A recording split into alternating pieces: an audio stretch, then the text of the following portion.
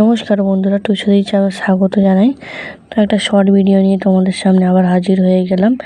তোমরাও অবশ্যই আমার ভিডিওটা শুরু থেকে শেষ পর্যন্ত কন্টিনিউ দেখবে, আমি সেটাই আশা করি। তো চলো, এখানে আমরা একটা কালী ঠাকুরের পুজোয় চলে এসেছি। এদিকে দেখো কত সুন্দরভাবে সব কিছু সাজিয়েছে মন্দিরটাকে। আর কমেন্টে কেউ বলে যেতে ভুলবেন না, জয় মা কালীর জয়।